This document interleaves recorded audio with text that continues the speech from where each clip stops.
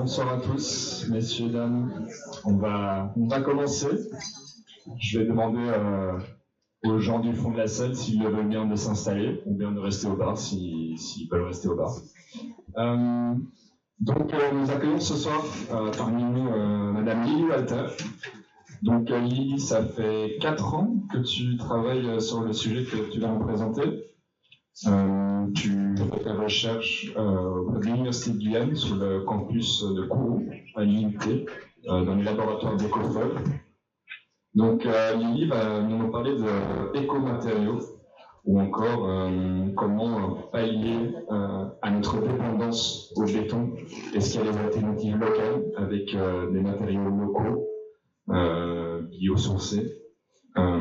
C'est là-dessus donc portait le travail de recherche de Lily qui vient de finir donc sa thèse, qui vient de devenir docteur en matériaux, j'imagine. Donc voilà, félicitations à elle.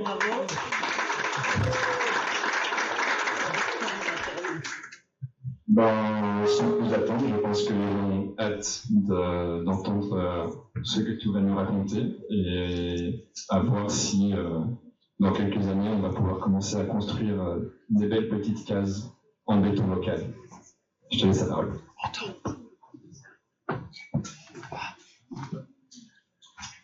Donc, bonjour à tous. Donc, je suis très contente ce soir de vous présenter mes travaux de thèse. Donc,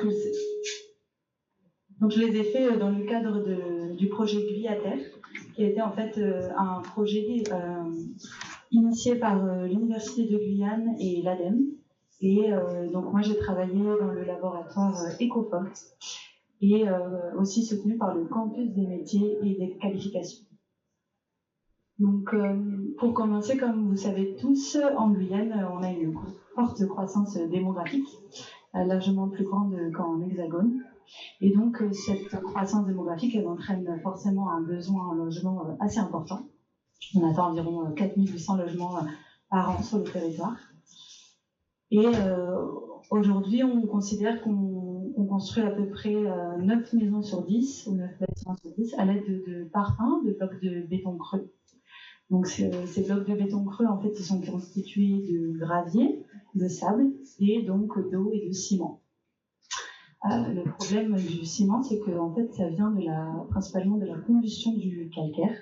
Et alors, le problème, c'est que quand on vient calciner le calcaire, déjà, il va émettre naturellement du CO2. Et en plus, on a besoin de monter une forte énergie jusqu'à 1400 degrés. Donc ça aussi, ça donne vraiment un bilan écologique très mauvais. Et donc en Guyane, en plus, on l'emporte parce qu'on n'a pas de calcaire, de roches calcaires qui nous permettent de le faire localement.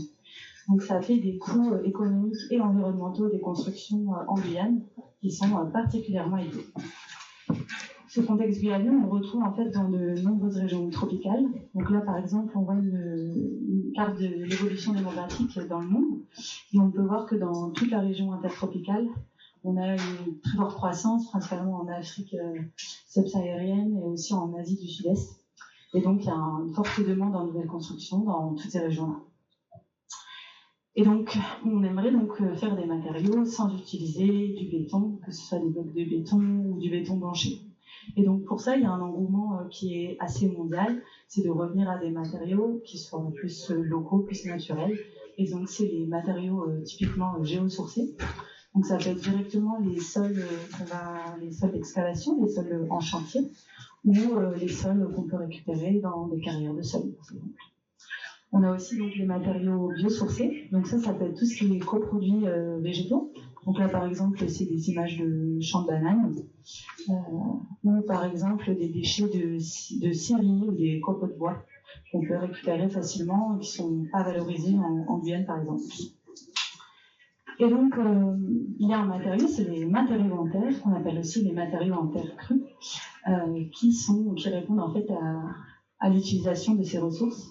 Et donc, quel sol on utilise? On vient utiliser le sol inorganique, qui est sous la couche végétale, qui, elle, sert au développement des plantes, etc. Et on vient la mélanger avec de l'eau, éventuellement donc avec des coproduits végétaux. Et on va juste en fait la mettre en forme, on peut la mouler, la compacter, même la couler.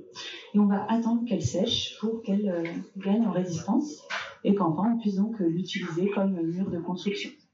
Un de ses intérêts, c'est que lors de la démolition, le matériau redevient du sol et donc est entièrement recyclé.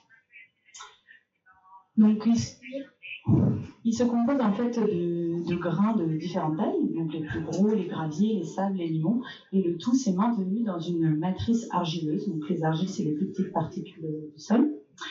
Et alors, il y a aussi en fait beaucoup de porosité, donc des trous de l'air qui sont remplis donc d'eau ou d'air et qui permettent un bon confort hygrothermique au matériau, où on peut avoir en fait des flux de chaleur et de vapeur d'eau.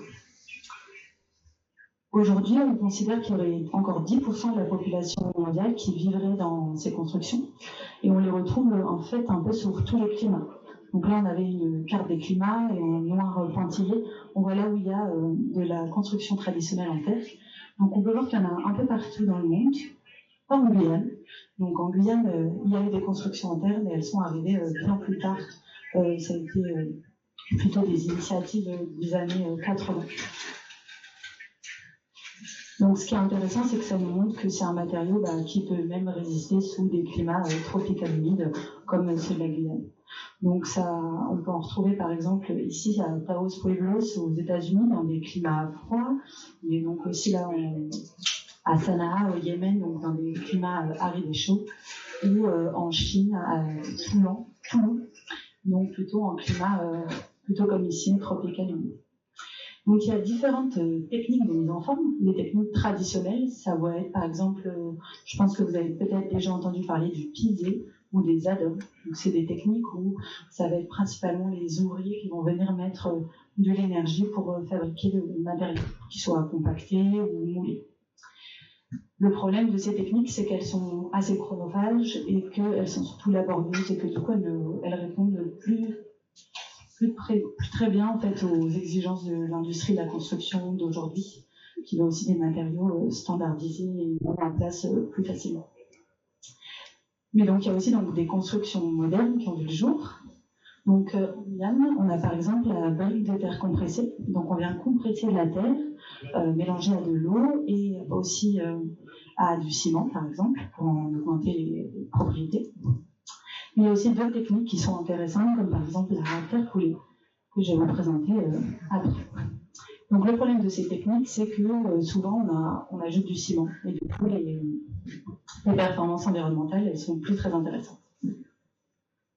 Le problème de ce matériau, c'est que si on n'ajoute pas justement de liant hydraulique, de ciment, c'est un matériau qui est très sensible à l'eau. Donc il faut soit le protéger de l'eau, donc ça peut se faire en mettant par exemple des fondations imperméables ou des grandes toitures avec des débords. Mais par exemple, en cas d'inondation, le matériau résiste assez mal.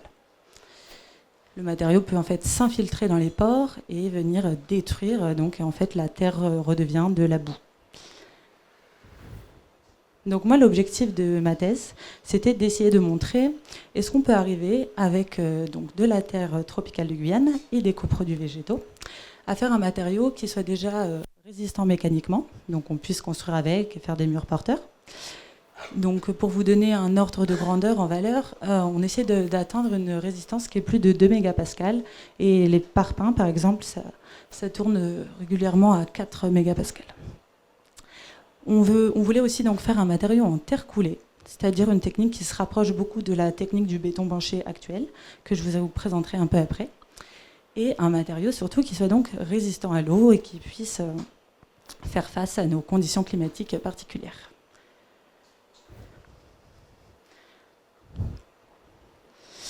Donc pour essayer de comprendre d'où vient la résistance mécanique des matériaux en terre, il faut comprendre qu'est-ce que c'est les argiles. Donc les argiles, pour l'instant on a juste dit que c'était les particules les plus fines de la terre, mais elles ont des particularités. Donc elles sont composées de 2 types de minéraux, les phyllosilicates et les oxydes. Les phyllosilicates, c'est des minéraux qui ont la spécificité de porter des charges négatives donc, sur leur grande surface. C'est des matériaux qui ont une grande surface en fait pour une faible masse. et ils portent des charges négatives, donc c'est-à-dire soit positives, soit négatives, sur les bords. Les oxydes, eux, donc ça peut être par exemple les oxydes de fer, dont je pense que vous avez entendu parler, eux, ils sont entièrement donc, recouverts de charges variables et donc ils sont régulièrement chargés positivement. Donc vous pouvez facilement imaginer qu'avec ces charges négatives et positives, ça vient s'attirer et créer des agrégats. Donc la résistance, elle va être en fait liée à l'empilement granulaire, un peu donc la taille des grains, il faut un peu de sable, un peu de limon, un peu d'argile. À la microstructure, donc c'est ce dont je parlais juste avant, comment les argiles elles vont en fait interagir entre elles pour en former une matrice. Et donc elles sont maintenues entre elles par des forces capillaires, donc c'est-à-dire par des joints d'eau. Donc c'est la même chose que quand on prend deux petites surfaces de plastique par exemple et qu'on met une petite goutte d'eau et on voit qu'il y a une résistance qui s'effectue. Donc, si on veut faire face en fait à des matériaux comme le béton, il va falloir qu'on fasse beaucoup de choses. Parce que les matériaux comme le béton, en fait, qu'on se voit un peu partout dans le monde, on arrive toujours aux mêmes propriétés mécaniques. Parce qu'on fait le même process, on vient chauffer le calcaire, on vient mélanger avec le sable, et on a des super performances. Par contre, pour les matériaux en terre, c'est un peu différent. En effet, selon les propriétés du sol, on va avoir des performances mécaniques différentes. Ce que je vais vous montrer tout de suite. Alors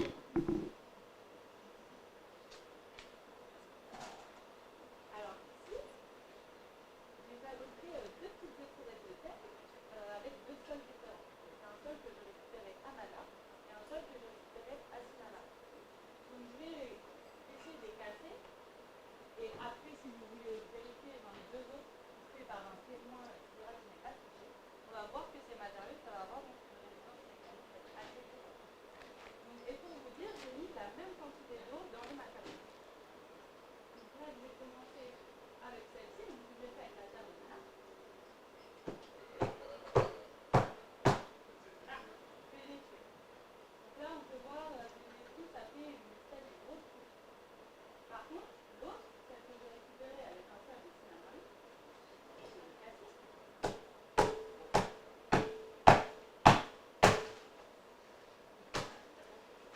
Donc là, j'ai pu mettre un peu plus de ça et on voit que j'ai en fait récupéré des gros bouts alors que sur l'autre, c'est vraiment gros devenu à l'époque.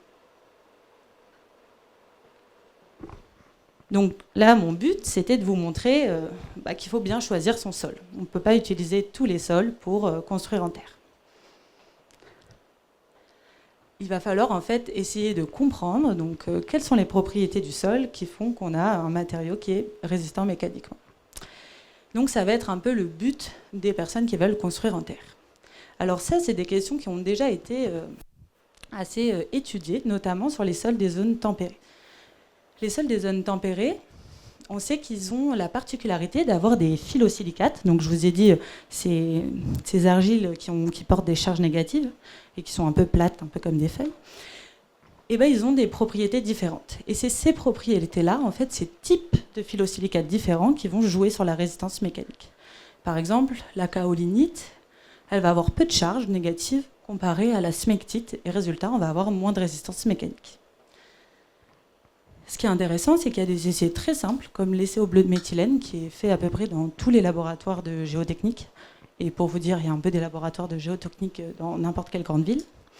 Et on peut facilement en fait, avoir une idée de la résistance mécanique. Et donc, c'est un bon outil pour pouvoir discriminer un sol, dire « Ah, ce sol, il est bien, on va construire avec, celui-là, non ». En plus, ce qui est intéressant, c'est que souvent, on n'a pas qu'un seul même type de phyllosilicate. On en a plein des différents qui vont s'agencer de manière différente. Et donc, avec un essai simple comme l'essai au bleu de méthylène, on est capable quand même de bien avoir une bonne idée de nos propriétés. Par contre, pour les sols tropicaux, on a des sols qui sont très différents. On n'a pas beaucoup de différents types de phyllosilicates. Par contre, on a pratiquement tout le temps de la kaolinite, mais on a beaucoup d'oxyde de fer. C'est d'ailleurs ce qui donne la couleur rouge aux sols tropicaux.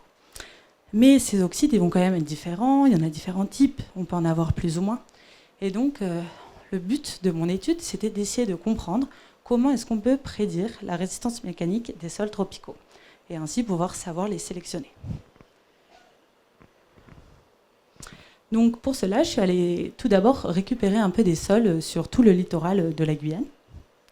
Et j'ai fait plein d'essais de caractérisation, donc des analyses de sol classiques, qui peuvent être assez simples, comme de la granulométrie, ou qu'on va vraiment regarder un peu plus les propriétés chimiques. J'ai fait vraiment beaucoup d'éprouvettes. Là, je vous en ai montré juste une petite partie. Et après, donc, je me suis concentrée sur la résistance mécanique. Donc, ce que j'ai pu observer, c'était que plus en fait on avait d'oxyde de fer et d'aluminium, plus on avait une grande résistance mécanique.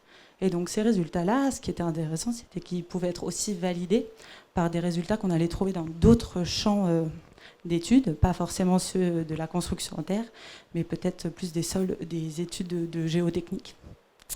Et un autre intérêt, c'est qu'on a vu que cette résistance, elle était très bien corrélée avec le pH du sol qu'on mesure dans le chlorure de potassium. Et donc ça s'explique. Si vous voulez, je pourrais vous en parler s'il y a des questions par la suite de l'étude. Je ne voulais pas vous perdre tout de suite dans de la chimie pure. Mais du coup, le pH-KCl, c'est un essai très simple. En fait, on vient juste prendre de la terre, de l'eau, on va venir mettre un peu de ce produit, là, de chlorure de potassium. Et donc, c'est des essais qui sont couramment faits dans certains laboratoires et qu'on peut surtout aller faire directement sur chantier. Et donc, directement sur chantier, on pourra avoir une idée de la résistance mécanique de nos sols. Et sinon, donc, c'est des essais assez simples, comme les essais d'infrarouge, qui peuvent nous donner une bonne idée de la proportion en fait, d'oxyde métallique. Et ça, on peut les faire aussi, par exemple, à l'Université de Guyane, on peut le faire très simplement. C'est un essai qui prend 1 minute à faire et qui coûte quasiment rien. Donc, c'est assez intéressant. Donc pour une conclusion un peu plus appliquée, si on veut donc essayer de construire en terre en Guyane, on va essayer déjà de identifier quels sont les sols disponibles. Est-ce qu'il y en a qui ont l'air d'avoir des analyses de sol plus ou moins intéressantes, notamment par rapport en fait à nos oxydes métalliques, et en regardant le pH. Mais après, ce qu'il faut forcément faire, et donc ça on s'en est rendu compte assez vite, c'était qu'au sein même d'une carrière, on a en fait des sols avec des propriétés qui sont très différentes. On peut aller à 50 mètres d'écart et là on a un sol, il n'y a plus du tout de fer dedans, il est très, très faiblement résistant. Donc il faut forcément en fait, venir prélever la quantité de sol qu'on veut utiliser et venir la broyer puis la tamiser pour ensuite l'utiliser. Donc maintenant on va essayer de s'intéresser à comment l'utiliser pour en faire un matériau qui soit donc industriellement intéressant. Et donc on va passer sur la terre coulée. Donc la terre coulée, c'est un principe qui est très proche de celui du béton de bancher classique. Donc on vient d'abord mélanger nos ingrédients, par exemple dans un camion toupie. Ensuite, on vient regarder en fait des essais de consistance. Donc est-ce qu'on a la bonne consistance pour faire du béton vibré? Donc c'est avec des essais comme ça, des essais au cône d'Abrams, peut-être vous avez déjà vu ça. Ensuite, on vient donc couler notre matériau dans les banches et on vient le vibrer. Et enfin, donc, quelques jours après, on peut venir débancher et on a un mur qui est intéressant et qui peut faire jusqu'à 3 mètres de haut. Le problème, c'est que les process qui ont principalement donc, vu le jour sur des chantiers actuellement, c'est des process qui utilisent quand même en fait, du ciment. Et donc, on va ensuite essayer de voir s'il y a d'autres possibilités. Donc, le défi technologique en fait, de la terre coulée, c'est d'arriver déjà à la fluidifier, sans rajouter de l'eau, parce que si on ajoute juste plein d'eau dans la terre, après tout va s'évaporer et ça va faire un matériau super poreux et très peu résistant. Donc on veut essayer de trouver des additifs à mettre dedans. Et on veut enfin qu'il solidifie relativement rapidement pour pouvoir justement dépencher dans des temps raisonnables. Donc pour vous expliquer un peu comment est-ce que ça marche, ce défi de la fluidification, je vous ai dit tout à l'heure que les argiles, ils avaient des charges positives et négatives. Résultat, ils s'attirent et ils vont venir piéger en fait, des molécules d'eau. Si on ajoute ce qu'on appelle des dispersants, les dispersants, eux, viennent s'absorber sur les bords des phyllosilicates et les repousser. Donc quand ils se repoussent, ça va libérer en fait, les molécules d'eau et résultat, ça va fluidifier notre matériau. Et ensuite, on va donc typiquement utiliser un stabilisant comme du ciment, mais en relativement faible proportion, comparé à du béton classique. Et ce ciment, il va réagir en fait progressivement avec l'eau pour former ce qu'on appelle des hydrates de ciment. Et ça va solidifier le matériau. Mais donc le problème, c'est toujours l'empreinte environnementale. Par contre, il y a une équipe de l'ETH de Zurich qui a montré qu'il y avait peut-être une autre alternative beaucoup plus écologique. Le principe était d'utiliser des tanins. Donc les tanins, en fait, c'est des molécules qu'il y a dans le bois. On trouve ça, par exemple, dans la sciure de bois ou dans l'écorce. Et qu'on peut venir extraire assez facilement, juste en venant chauffer, en fait, des sciures ou des extraits de bois. Quand ces molécules viennent se libérer dans l'eau, on peut ensuite utiliser cette eau pour la mélanger directement à la terre.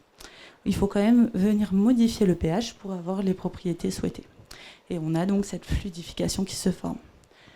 Ensuite, donc, l'équipe de Zurich, ils ont montré que si on ajoutait des oxydes de fer, eh ben, on avait la formation de tannate de fer qui venait resolidifier le matériau.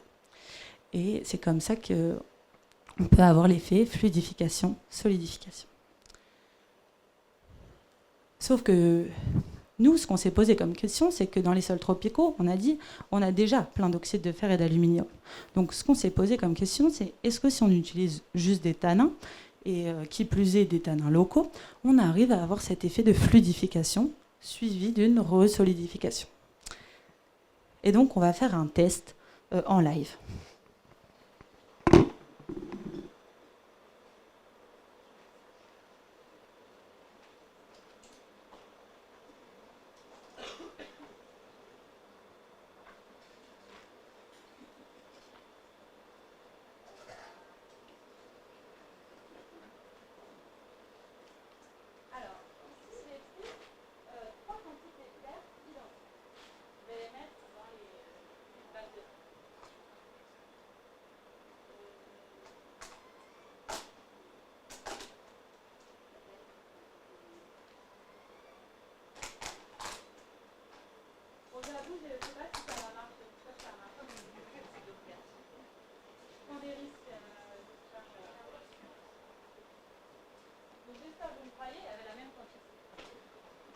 Maintenant, donc, j'ai pris 3 quantités d'eau dedans.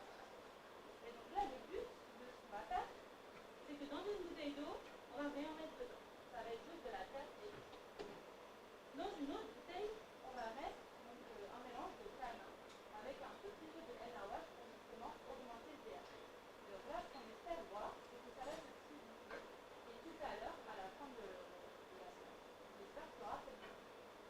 Et enfin, troisièmement, on a juste un dispersion classique. Ce dispersion classique n'est pas censé réagir au quoi que ce soit, et du coup, on n'est pas censé voir une solidification. Donc voilà, là, on va mélanger.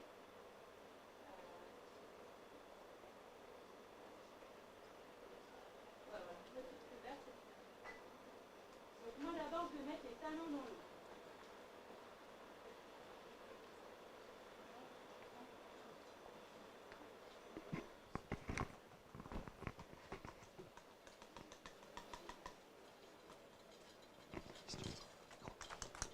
Pardon? Ouais, j'ai pas grand chose à dire. Donc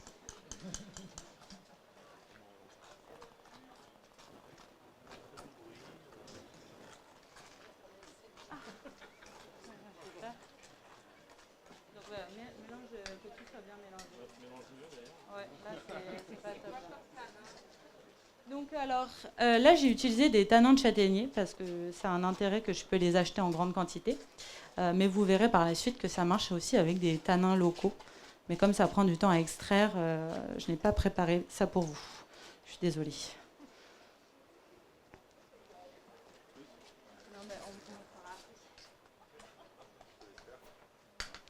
Donc là, je fais le deuxième mélange, donc avec juste le dispersant dans l'eau.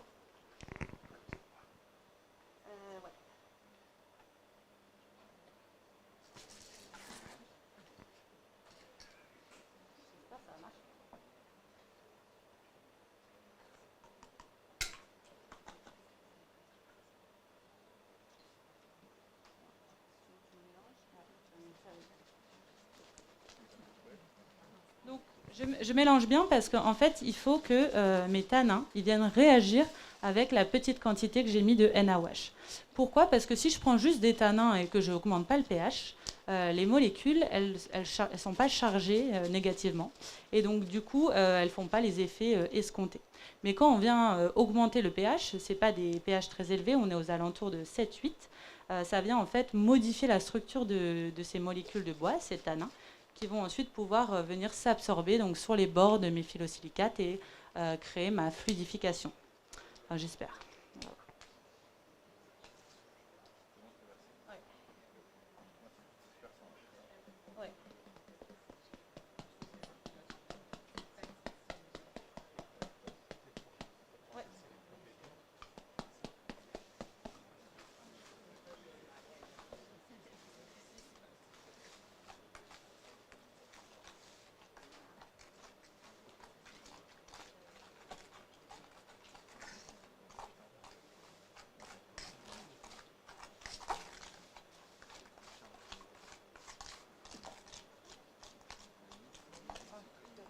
En plastique derrière, qu'on va verser pour l'emmener. Les boîtes en plastique là derrière. Bon, c'est bon, ça marche, hein, pas de crainte en fait.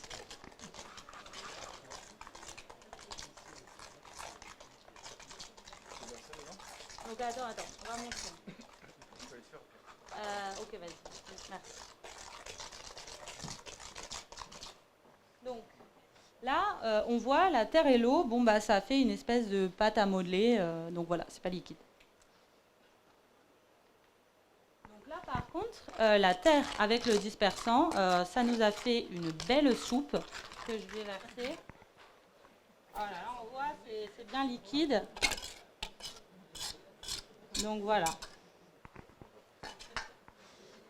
Et donc enfin, notre mélange avec donc, nos tanins, donc nos molécules de bois, ça a aussi permis de faire un mélange fluide. Donc, un petit peu moins fluide qu'avec le dispersant, mais ça c'est parce que j'ai raté mon dosage. Mais on voit quand même que c'est bien fluide et que ça peut donc facilement se mettre en forme comme une pâte liquide. Donc voilà. Donc en fait, ce qu'on va essayer de voir, c'est est-ce que tout à l'heure, la pâte avec le tanin, elle aura un peu solidifié et est-ce qu'on verra ce début donc, de prise. Merci.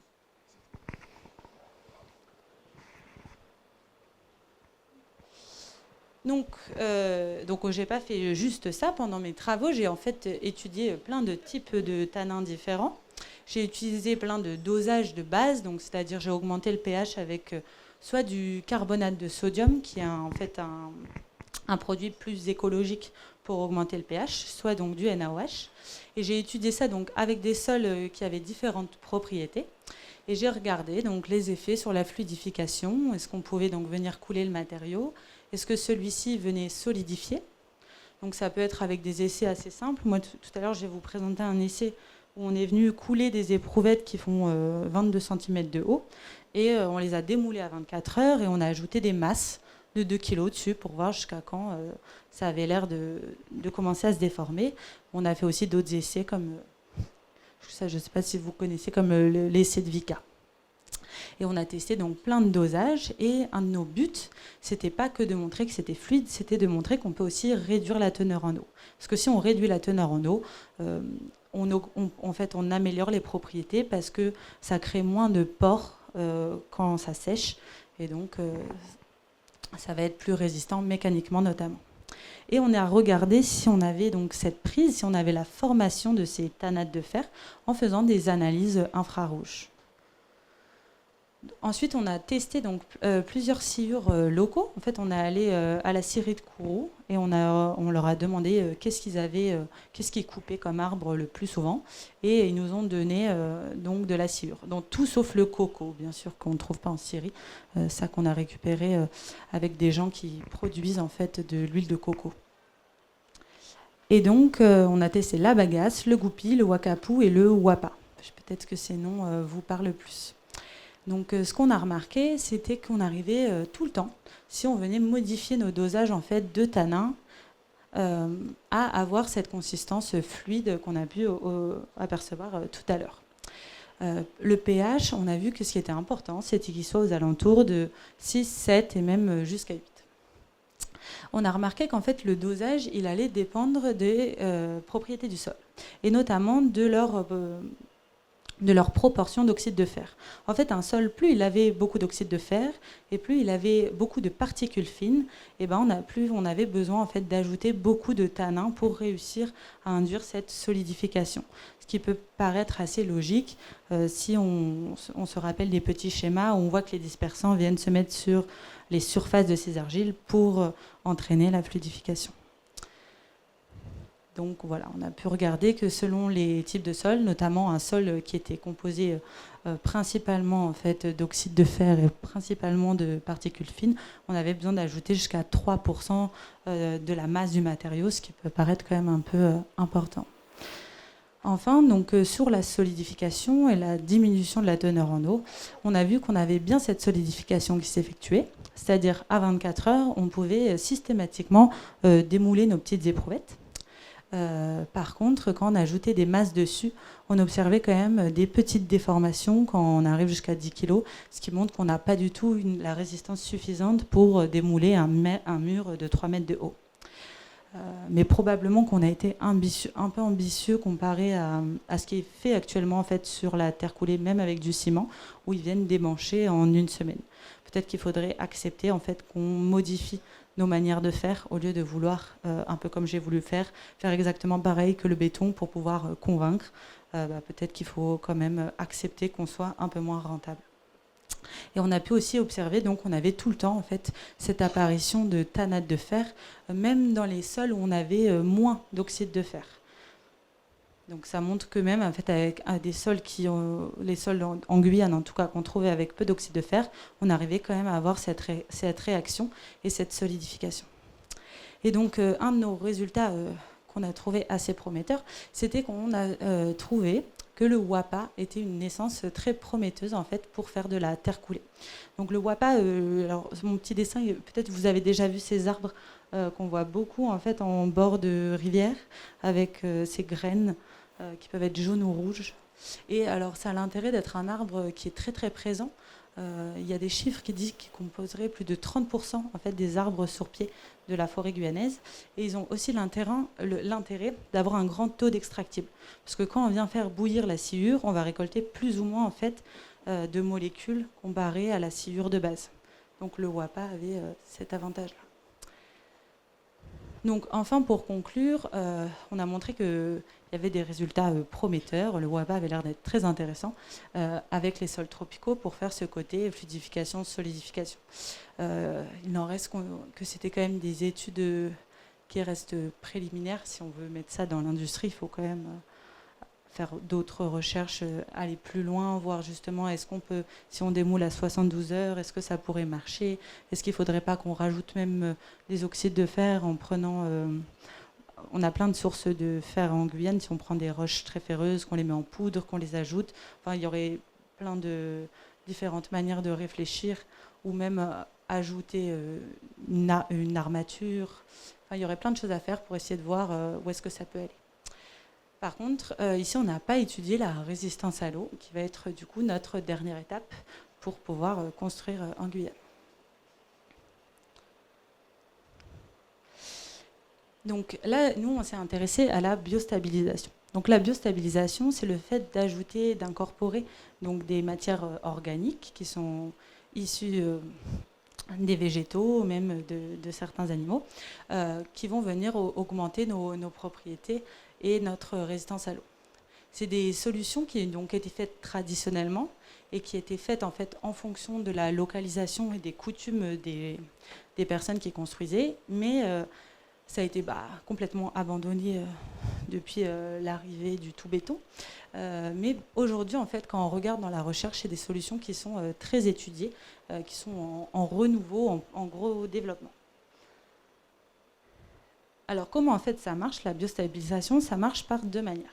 Soit ça vient modifier la structure poreuse, donc je vous ai dit au début de la présentation que dans le matériau il y avait beaucoup de pores, et en fait ces pores, s'ils peuvent être typiquement remplis par des biostabilisants qui sont eux-mêmes hydrophobes, ça va empêcher en fait l'eau de pénétrer dans le matériau et donc de le détruire. soit par des modifications physico-chimiques. Donc il va y avoir des réactions entre nos particules de sol qui ont des charges, comme on a dit, qui peuvent aussi réagir par exemple avec les oxydes. Les oxydes de fer, ils vont réagir facilement avec certaines molécules, notamment les tanins. Et donc, par exemple, on utilisait justement des enduits à base de tanins et d'oxyde de fer pour faire des murs résistants à l'eau dans des pays africains où il y avait des latérites, donc les sols tropicaux, comme on va avoir aussi en Guyane, grâce à cette réaction entre les tanins et le fer. Le problème, c'est qu'on a remarqué que ces biostabilisants, ils sont très dépendants du type de sol. Et donc pour un sol, le biostabilisant va peut-être bien fonctionner, mais pas pour l'autre. Donc c'est encore plus compliqué d'arriver à trouver quelque chose qui va marcher un peu facilement avec différents types de sols. Un deuxième problème, c'est qu'il peut y avoir l'apparition de moisissures.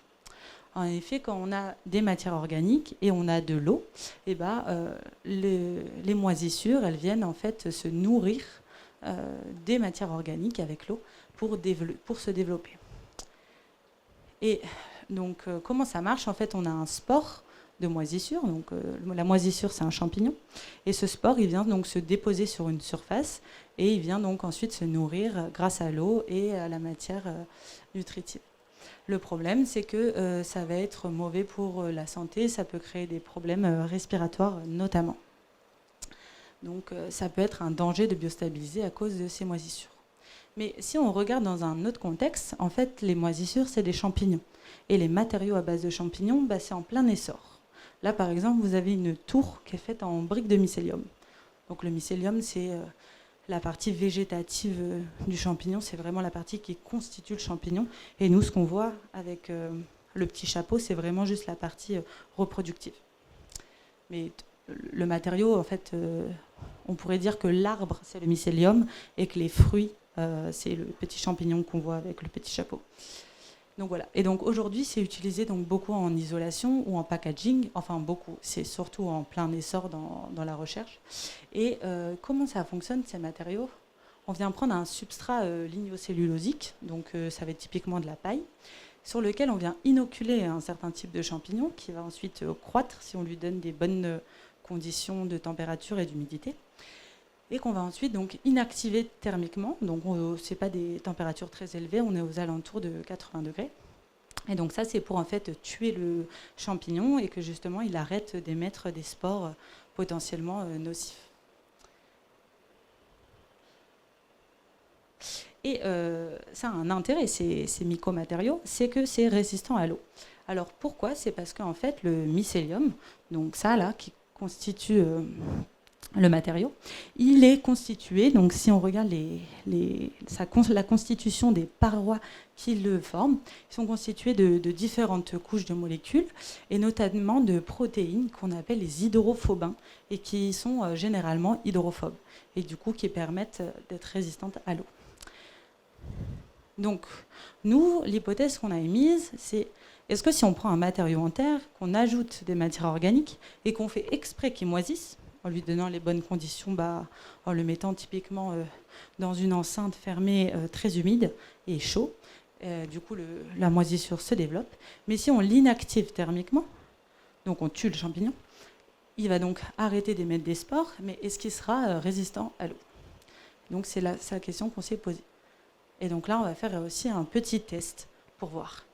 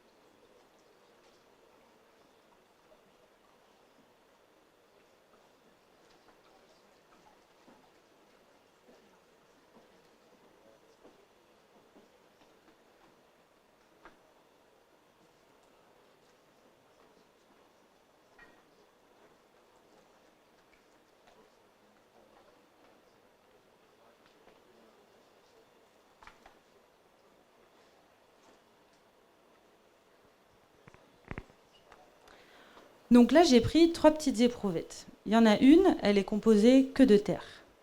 Donc là, on pense que ça va se détruire.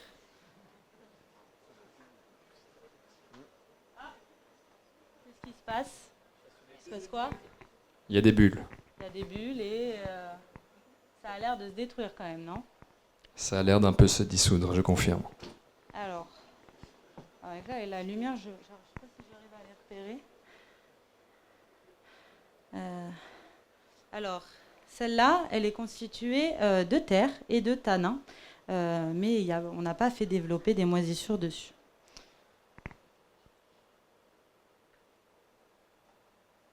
Donc là, on voit qu'elle a l'air de mieux tenir. Mais ça se dissout vachement moins. Ça se dissout. Et celle-là? Ah, il n'y a pas assez d'eau.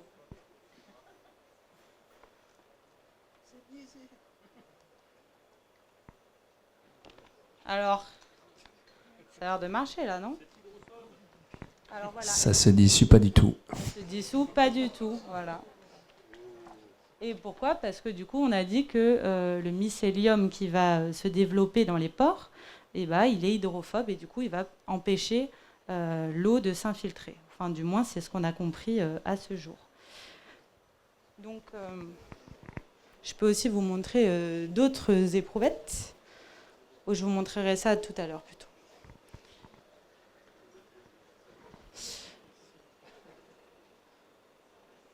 Donc, nous, ce qu'on a fait, j'aurais peut-être dû faire en fait ça à la fin, mais c'est pas grave. On a voulu voir, est-ce que si on ajoute différents types de biostabilisants, un peu de différentes natures, comme bon, là on a montré avec les tanins, on a aussi essayé avec de l'herbe séchée coupée. Donc ça c'est très pratique. On a juste attendu qu'à l'IUT il fasse la tonte comme tous les mois. On a récupéré directement sur le sol l'herbe, on l'a fait sécher, puis ensuite on en a mis une certaine quantité donc dans nos briques de terre et on a essayé de faire moisir. Donc on a fait ça avec donc différents types de biostabilisants. On a aussi essayé ça avec des déchets de feuilles d'argent que l'entreprise Feuilles d'Argent nous avait donné et des cactus, donc des cladotes de pitaya qu'on était allé récupérer donc dans une ferme à Macouriac où du coup en fait le pitaya, vous voyez, ça fait un grand cactus comme ça, donc avec les fruits roses. Et tous les ans, on vient couper une grande quantité. Il y a pratiquement plus de 20 kilos de masse fraîche pour un arbre. Donc ça fait quand même ça représente une matière intéressante à valoriser.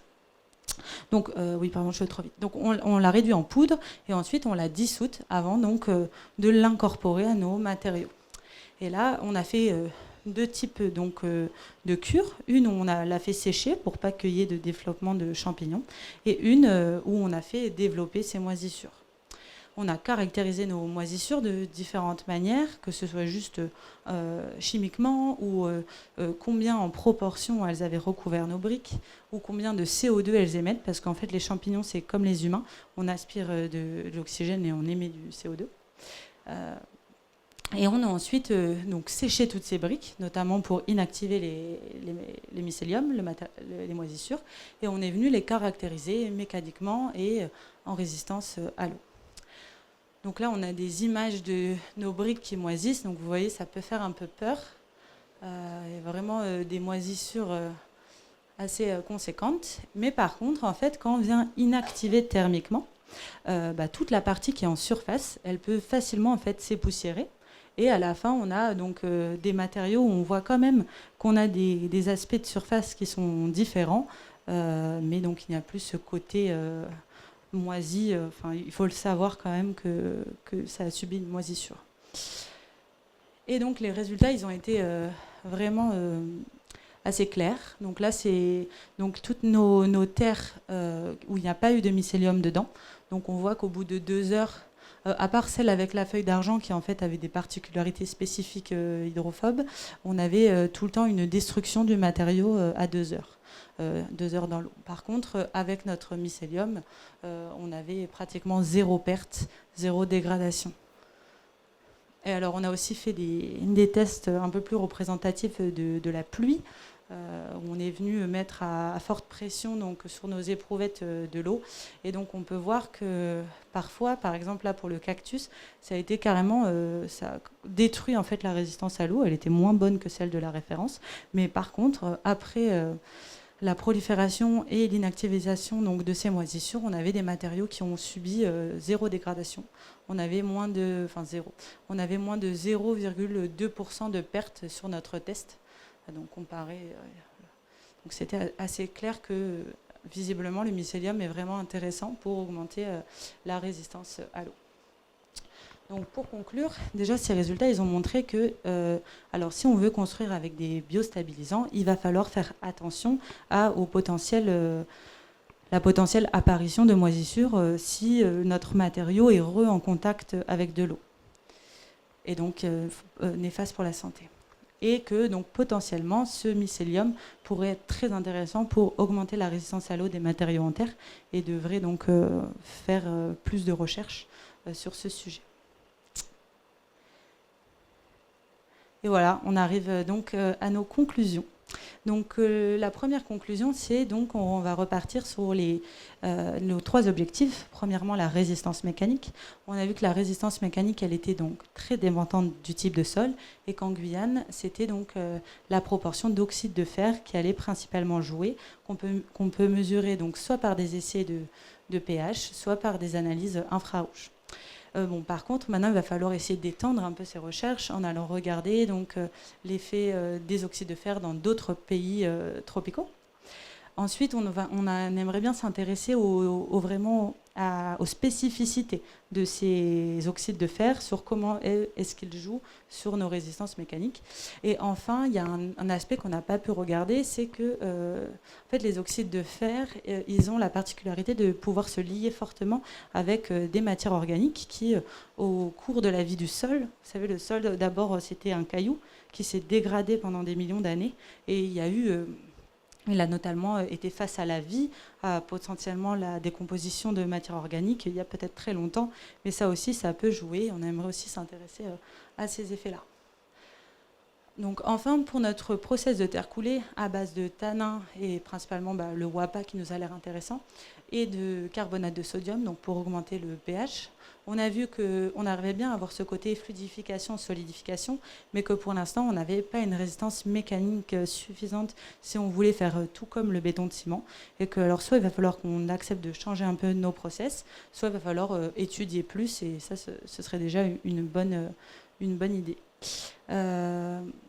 Ensuite, c'est donc de regarder aussi comment ces tanins ils vont réagir avec les différents minéraux de fer.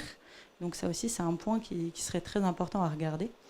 Et enfin, les tanins, notamment les tanins qu'on a extraits nous-mêmes, par exemple les tanins de WAPA, ils ne contiennent, donc des extraits de bois, il n'y a pas que des molécules de tanins, il y a aussi d'autres molécules comme des lipides qui peuvent eux aussi jouer sur nos propriétés. Donc ce serait intéressant d'essayer de décorréler tout ça et de mieux comprendre.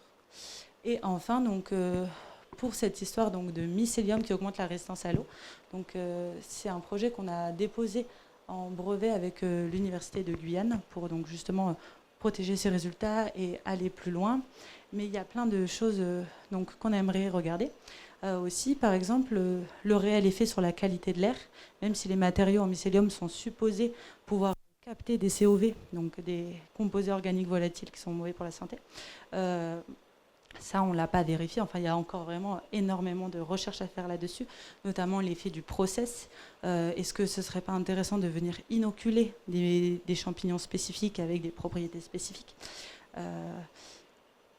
et aussi de regarder comment inactiver d'une autre manière, pas forcément en augmentant la température.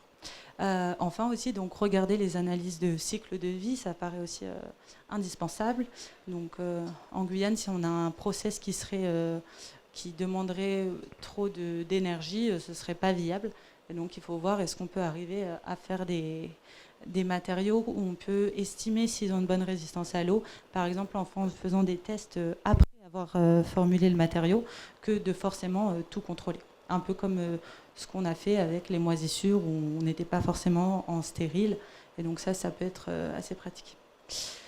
Donc pour un mot de la fin, On pense que du coup, les matériaux à base de terre et de coproduits végétaux, ils ont beaucoup d'avenir. Et d'ailleurs, c'est pour ça qu'ils sont de plus en plus étudiés un peu partout. Mais le problème, c'est toujours le même, ça va être les financements et est-ce que les acteurs locaux se lancent là-dedans. Alors pour ce qu'il en est de la brique de Guyane, elle se lance dans la recherche justement en utilisant, elle va essayer de refaire par exemple peut-être les process avec les tanins ou peut-être d'autres process, enfin eux ils se lancent dedans, mais il ne peut pas y avoir qu'un seul acteur. Il faut que ce soit surtout en fait les acteurs de la construction qui font les constructions. Donc on va parler des gros, on va parler peut-être même d'Eiffage, de Vinci, etc. Il faut que ce soit eux qui commencent à faire de la recherche dessus et qui lancent donc ces matériaux dans le concret. Et donc voilà, donc si vous en connaissez, il faut militer, il faut pousser tout le monde, il faut en parler, il faut les motiver, il faut qu'ils comprennent que ça va être un élément clé de la transition et qu'ils y seront gagnants à la fin. Et voilà, merci pour votre attention. Je remercie beaucoup donc l'Université de Guyane qui a apporté mon projet, l'ADEME qui l'a essentiellement financé, le campus des métiers et donc mon laboratoire EcoFog. Et je vous remercie.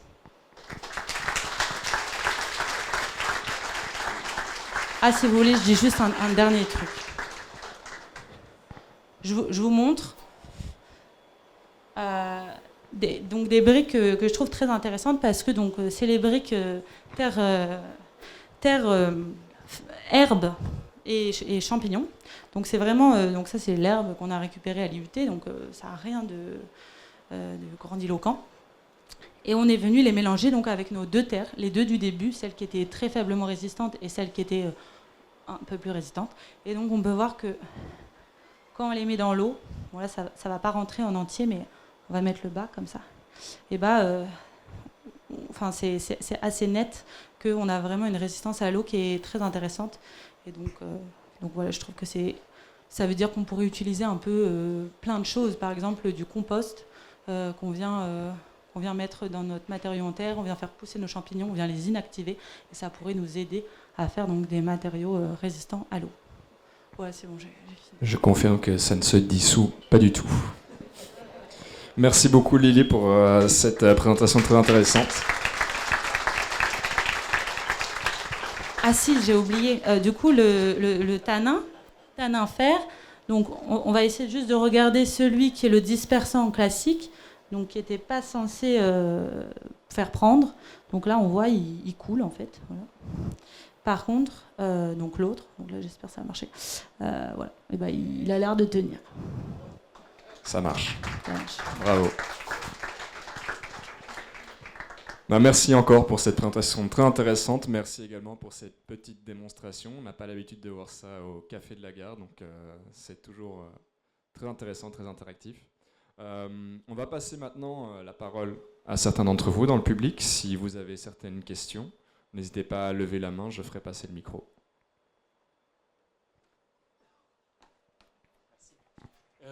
Est-ce que avec les moisissures, ça change les caractéristiques mécaniques de la brique ou pas ?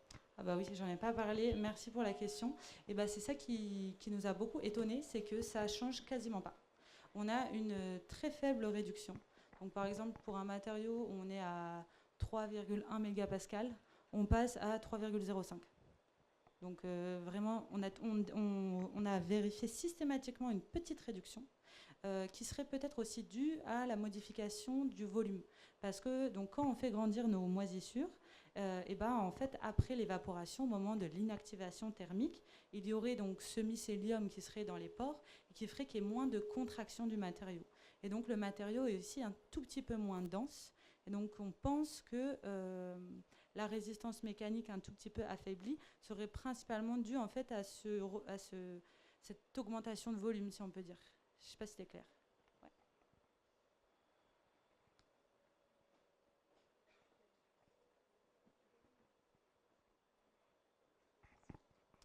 Bonsoir. Je me demandais, est-ce que vous avez pu étudier le temps nécessaire pour que les champignons se développent uniformément sur la brique ? Alors non, nous ce qu'on a fait, c'est qu'on a fait pousser tout pendant 3 semaines. Ok. Voilà. Et en fait, ça a été suffisant pour qu'on observe l'apparition ou un début d'apparition sur les 4 biostabilisants qu'on avait utilisés. On a aussi d'ailleurs montré que dans notre process terre coulée, là où il y a des tanins, on pouvait aussi faire développer la moisissure, bien qu'on ait aussi ajouté un peu de NaOH qui aurait pu réduire et avoir aussi les propriétés de résistance à l'eau.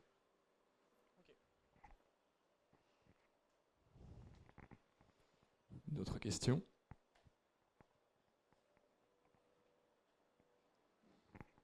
Bonjour. Est-ce que du coup, il y a des propriétés isolantes, que ce soit au bruit, au chaud ou au froid? Alors, nous, on n'a rien étudié de tout ça, mais après, les matériaux en terre, en général, c'est pas des matériaux isolants, mais ça va avoir des meilleures performances que du béton, notamment du béton creux, enfin des parpaings par exemple.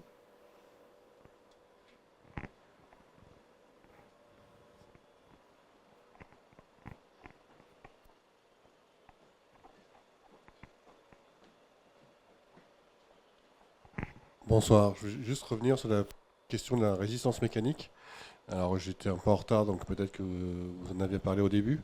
Vous n'avez pas atteint les mêmes performances que le béton. Bon, c'est quand même compliqué comme objectif, vous étiez allé loin. Mais c'était juste pour être du béton porteur ou du béton en remplissage? Alors, donc en fait, les normes sur la construction en terre, elles disent qu'à partir de 2 mégapascales, on peut faire des murs porteurs. Donc nous, on essayait de viser plutôt 4 pour avoir une marge. Et donc ça, on arrivait avec tous nos matériaux, avec nos terres différentes, même celles qui avaient une très faible résistance sans ajout. En ajoutant des matières organiques, on arrivait à atteindre au moins un peu plus de 2 mégapascales, donc censé être utilisé en porteur. Mais donc, comparé à du béton, on ne veut pas faire des ponts de toute façon, on veut vraiment faire des murs de maisons ou des cloisons, ce genre de choses. De toute façon, les ponts, il y a du métal aussi dedans, donc c'est l'interaction des deux qui fait que ça fonctionne. Donc du coup, en cloisonnement ou en remplissage, ça peut fonctionner? Oui, alors ça il y aurait... Enfin, ça c'est certain qu'il n'y ait pas de problème là-dessus. Mais nous, on cherchait à faire du porteur. D'accord, merci. Bonsoir. Les études, elles ont été faites sur de la brique ou sur des voiles ou sur des parpaings, enfin comme une sorte de parpaing, sur de la dalle ou pour faire des routes, pour des choses comme ça.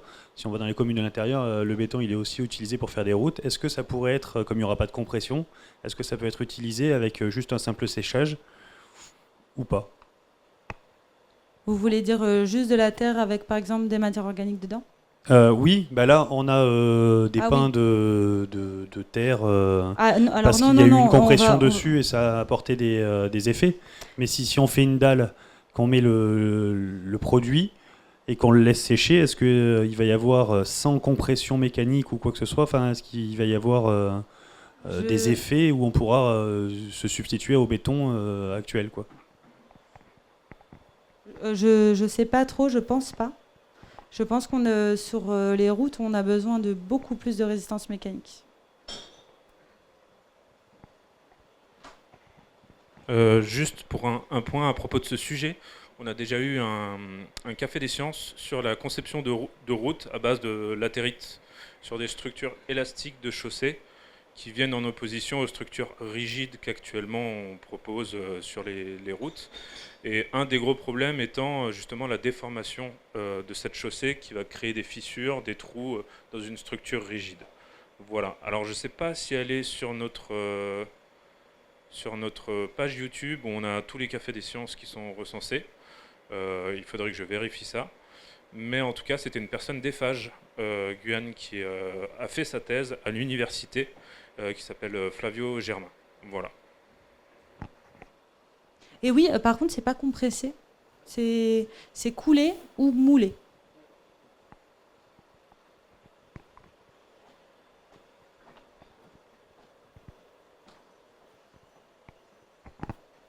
Et merci beaucoup pour ta présentation déjà.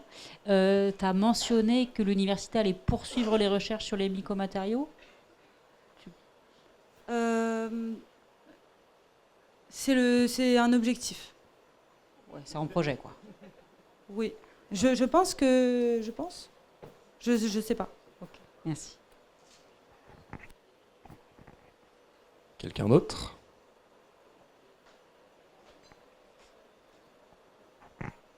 Et une fois que le champignon il est désactivé, il y a mise en œuvre dans certaines conditions, il n'y a aucune chance qu'il se réactive. Ah bah, c'est ça, on aimerait aussi l'étudier. Sur des phases de pré-test, ce que j'ai pu remarquer, c'est qu'on avait... on pouvait en fait encore avoir du développement, mais peut-être juste parce que toute la matière organique n'avait pas été mangée.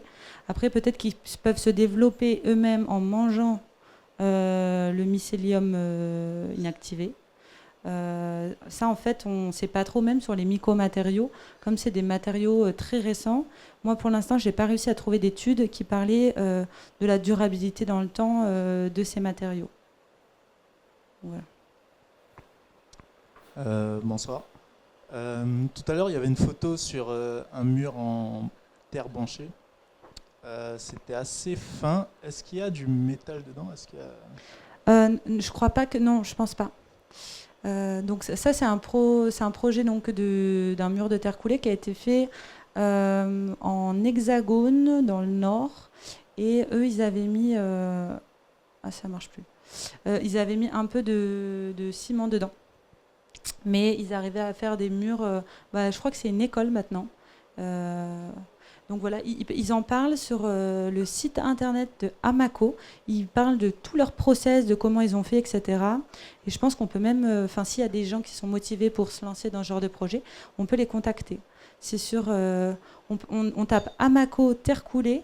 Et donc, on trouve toutes les infos. Il y a des retours d'expérience des architectes, des mises en œuvre, etc.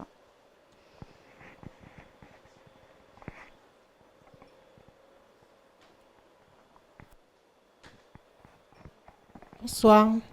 Alors moi, je voudrais savoir comment vous les reliez, les briques?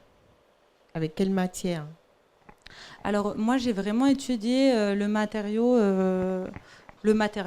Vraiment, pendant ma thèse, j'ai étudié que des petites briquettes.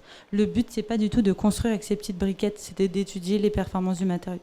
Après, le matériau, il pourrait être mis en œuvre différemment, donc par exemple coulé comme dans des banches, où on pourrait plutôt décider de faire des blocs et d'ensuite travailler donc en filière sèche en amenant directement les blocs ou en éléments de maçonnerie, un peu comme ce qui est fait avec Briques de Guyane, ou ça peut être aussi des gros blocs qui peuvent être quand même déplacés avec des j'ai plus le mot, mais les grues, voilà. Mais moi, j'ai pas étudié ça, hélas.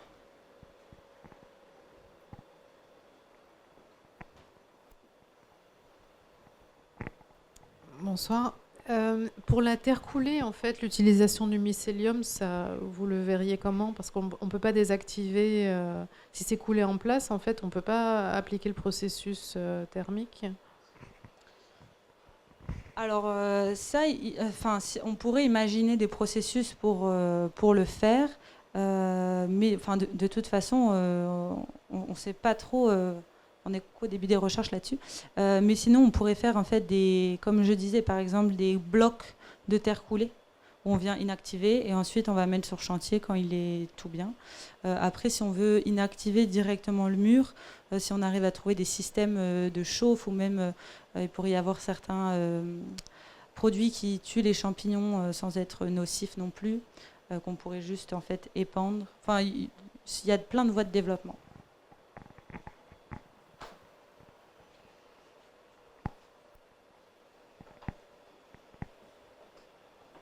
Quelqu'un d'autre? Une dernière question peut-être? Mais s'il n'y a plus de questions... Ah, une dernière question.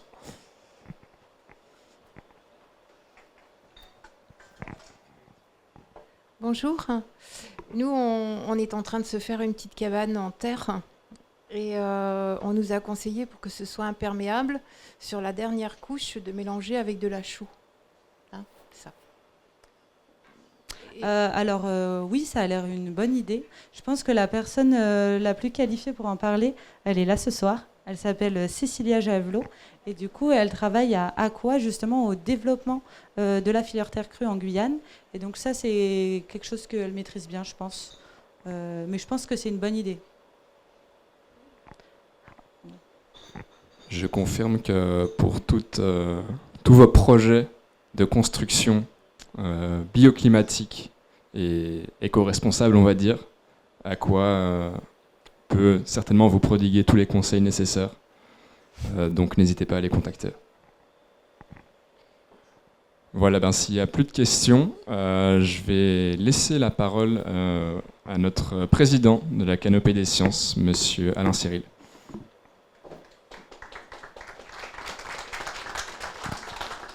Merci. On va commencer par dire que Aqua va venir nous présenter ça lors de Café des Sciences. N'est-ce pas?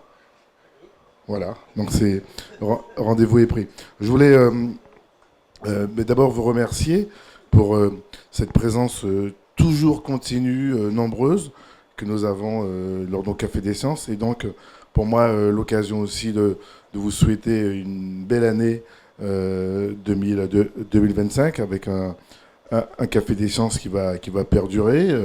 Nous allons faire en sorte de vous présenter un programme qui soit toujours aussi intéressant, toujours plus tourné vers le développement de nos sciences en Guyane, l'application des sciences pour notre territoire.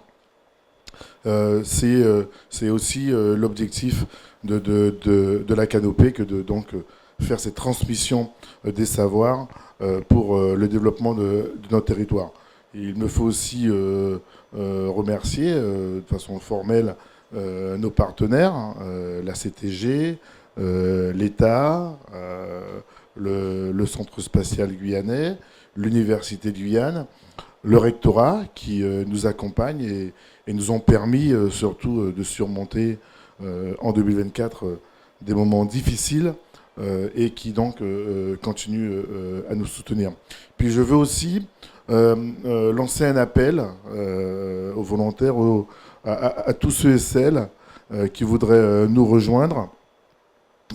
Nous avons besoin de vous, nous avons besoin de personnalités qui, intéressées par les choses des sciences, puissent participer au développement de notre association. Les sciences sont la base des savoirs, sont la base de la formation de nos jeunes et de nos moins jeunes. Et donc, il est pour nous important que notre structure puisse continuer à se développer. Nous avons pour objectif de pouvoir transporter aussi ce moment sur d'autres lieux de notre territoire, dans d'autres communes. Voilà, donc c'est cet appel-là que je voudrais faire ce soir, et puis encore renouveler tous mes voeux de santé. Sans santé, on n'est rien. Et puis de joie et de science partagée. Merci.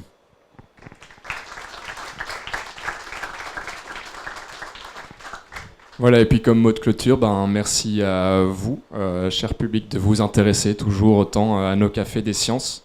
Donc, comme le disait Monsieur Cyril, on va essayer de vous proposer une programmation toujours plus diversifiée, intéressante et en lien avec le territoire pour nos futurs Cafés des Sciences. Et je peux déjà vous donner rendez-vous pour le Café des Sciences de février. Donc, vous n'êtes pas sans savoir que le carnaval a commencé. Donc le prochain Café des Sciences sera une édition spéciale carnaval où on en apprendra davantage sur cette tradition typiquement guyanaise. Ce sera ici même, toujours au Café de la Gare, qui est quand même une institution aussi quand on parle de carnaval en Guyane. Et donc je vous donne rendez-vous le jeudi 13 février pour le prochain Café des Sciences. Merci à tout le monde et bonne soirée.